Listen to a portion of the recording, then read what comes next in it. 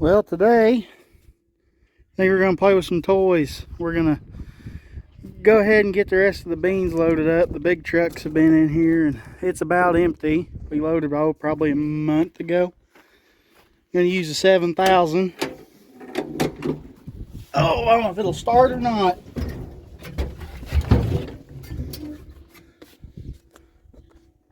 Pretty low hour too. It's a nice old tractor, but when it's below 60 degrees, it don't like to start. Look at that. First try.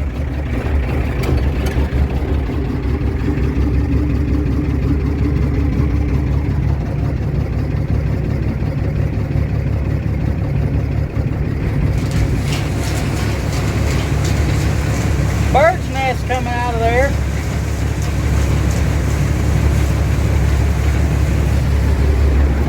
Oh, we can sell a few feathers.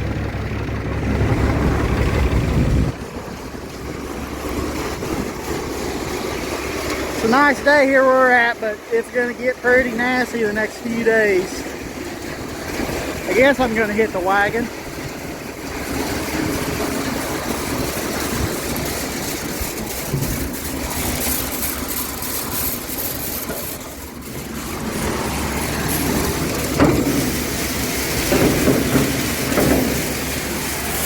That's a pretty big one.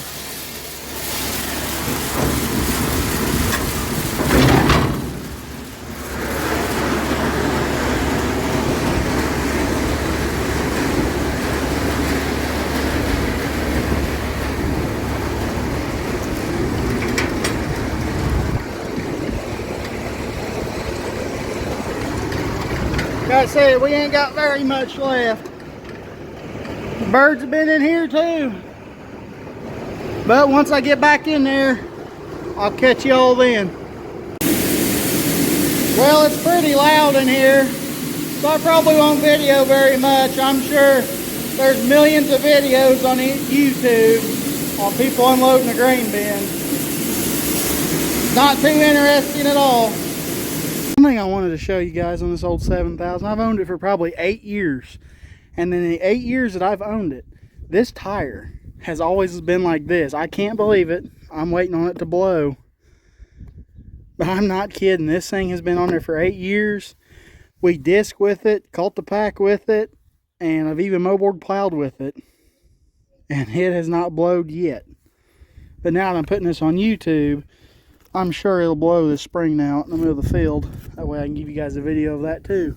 But I guess old stuff really was made better, because if you had a new tire that looked like that, it'd be sitting there flat. But that was this part of this. We got her loaded and on the little wagon.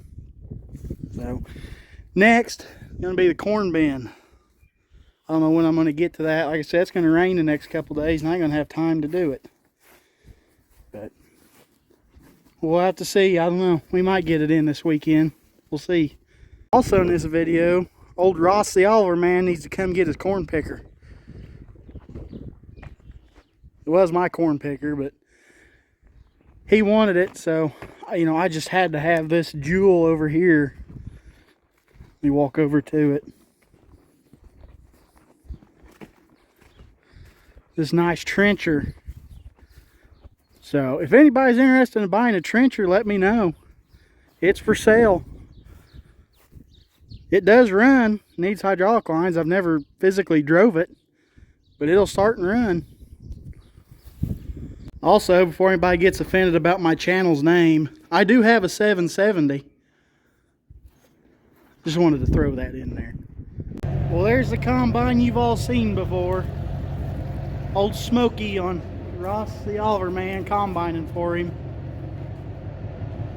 That's one of them. Got a 15-foot quick head back here for it, or quick cut, sorry about that. 704W that goes to this little beauty, my little pride and joy. 7,300. I'm not sure of the engine hours on it, but Dad bought this brand new. The first white combine I ever drove. It's got the diesel in it. Here's the head, the bean head for it. It hardly gets used on beans. But these two are sitting down here, the big 8900, then the little 73. Like I said, this is a nice old combine. I don't think it's ever been out in a rain shower. Dad has always kept it in the dry. There's where it came from. Sticker, my grandpa worked there for many years as a serviceman and repairman. But like this up here, this isn't even rust. This is just oil from where, when I was greasing my chains in the field with them running, it dripped down on it. Got rice tires on it. If it gets muddy, we break it out. I mean, it is a pretty straight old combine. Like I said, it's just dirty. Dad never did power wash it because he didn't want it to get wet. I mean, the paint underneath of it, that stuff, you hit it with a little bit of water or wax and it just shines.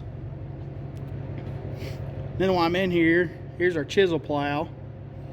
An old sprayer right there, an old auger. There's a 62T square baler. It is a twine tie, not a wire tie. I don't know if they made a wire tie, but it is a twine tie. Old Artsway mixer here.